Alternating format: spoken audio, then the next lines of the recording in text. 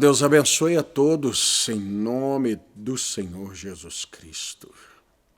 Nós temos a grata satisfação de estarmos mais uma vez envolvidos com a palavra de Deus e depois de um tempo, um final de semana completamente envolvido, porque é Páscoa. E pensando nisso, eu gostaria de trazer uma escritura aqui para nós, de São João, capítulo 10, verso 17 e 18, porque nós vemos o quanto as pessoas perdem ou perderam o sentido de tudo que é correto. Nós estamos vivendo um tempo em que tudo que é correto está sendo desconstruído, ou pelo menos procuram-se desconstruir o correto com coisas bem sutis, mas vão aos poucos tirando o significado daquilo que realmente necessita se dar atenção. O que aconteceu? Por que disso? É claro que aqueles que trabalham com os chocolates, com os presentes, se envolveram, lucraram, perdoe a dificuldade, mas o lucro acima de qualquer coisa.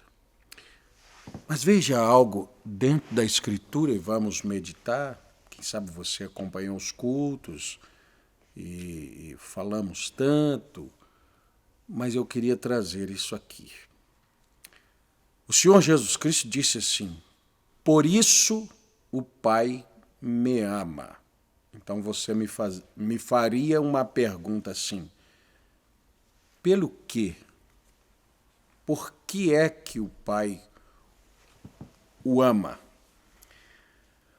Por isso o Pai me ama, porque dou a minha vida para tornar a tomá-la. A Páscoa, no domingo de ressurreição, o Senhor Jesus Cristo provou essas palavras. Se nós tomarmos Isaías 53, ali diz que ao Pai agradou moê-lo. Aqui ele está dizendo: por isso o Pai me ama, porque dou a minha vida para tornar a tomá-la. Eu posso morrer e voltar a viver. E é necessário, vamos entender aqui o Pai como o plano, o projeto, aquilo que Deus projetou era que alguém deveria morrer no lugar do pecador. E nesse caso, não do pecador, mas de todos os pecadores. Mas morrer só? Não. Morrer e voltar com a... Deixa eu chamar aqui de... Se existe um preço pago, existe um produto comprado. Então, a morte de Jesus é o preço pago. O produto que foi comprado é a nossa salvação, a nossa redenção. Tá bem, alguém pagou o preço, mas quem volta com o produto? Ninguém tinha voltado até então. Ninguém podia voltar. Então, os outros grandes homens que vieram não eram amados de Deus? Eram, mas aqui estava o verdadeiro sentido de por que Deus amava Jesus. Vamos conectar com São Mateus, capítulo 17. Esse é meu filho amado, lá no Monte da Transfiguração. Esse é meu filho amado em quem eu tenho prazer em habitar. Por quê? Porque este é o único Jesus era o único Cordeiro de Deus que podia tirar o pecado do mundo. O que significa tirar o pecado do mundo? Significa que ninguém mais iria pecar depois daquilo? Não. Significa que o pecado não tinha mais o efeito proposto. Qual que é o efeito proposto? Matar os homens. E o que é matar os homens? Tirar os homens para sempre da presença de Deus, usando a própria lei de Deus.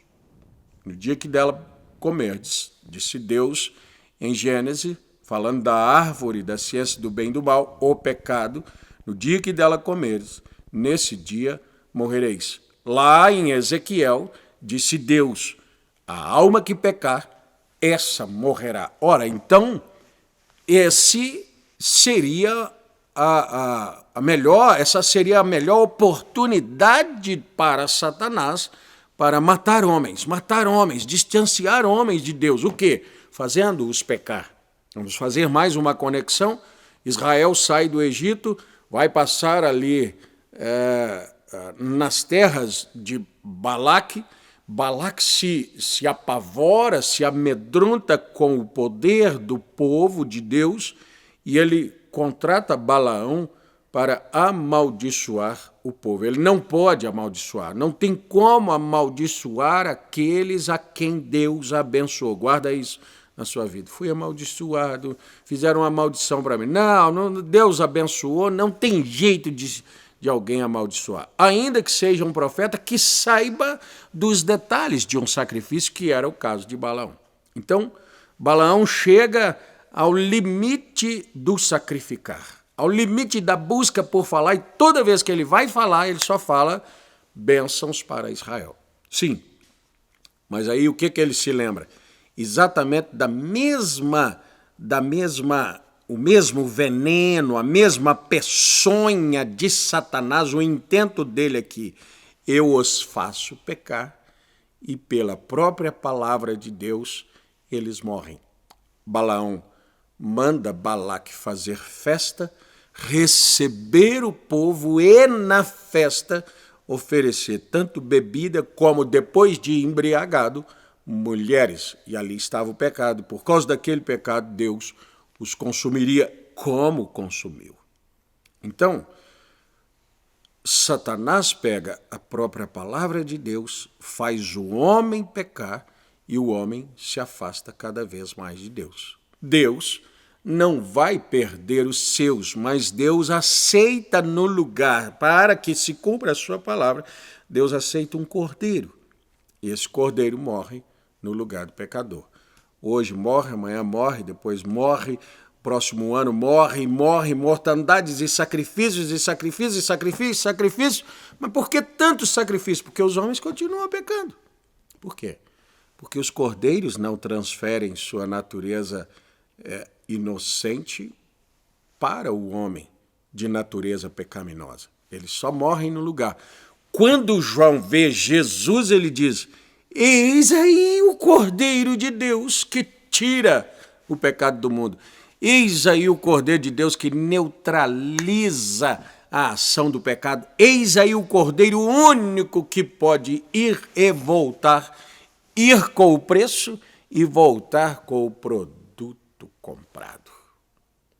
Aí Jesus disse assim: ninguém esse significa ninguém me tira essa vida, mas eu de mim mesmo a dou. Tenho poder para a dar e poder para tornar a tomá-la. Este mandamento recebi de meu Pai. Isaías 53. Ao Pai agradou moê-lo. Eu quero quem vá lá e pague o preço e volte. Então, a Páscoa é morte, sepultamento e ressurreição do Senhor Jesus Cristo. Morte, preço pago.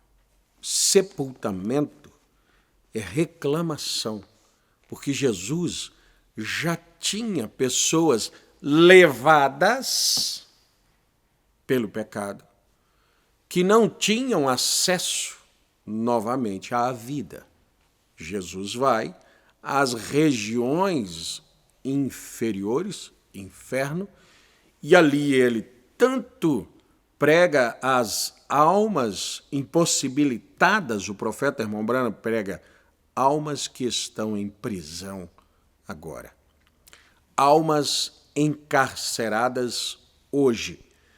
Ele prega a essas almas encarceradas dos dias de Noé, que não tinham possibilidade de salvação, mas também ele vai aos santos do Velho Testamento, que estavam não encarcerados, mas impossibilitados de voltar para a vida. E para a vida não era voltar a viver em Israel, era conexão com Deus. Creio que Efésios, capítulo 1, verso 10. Efésios, capítulo 1, não havia marcado. Mas veja que palavra é esta aqui.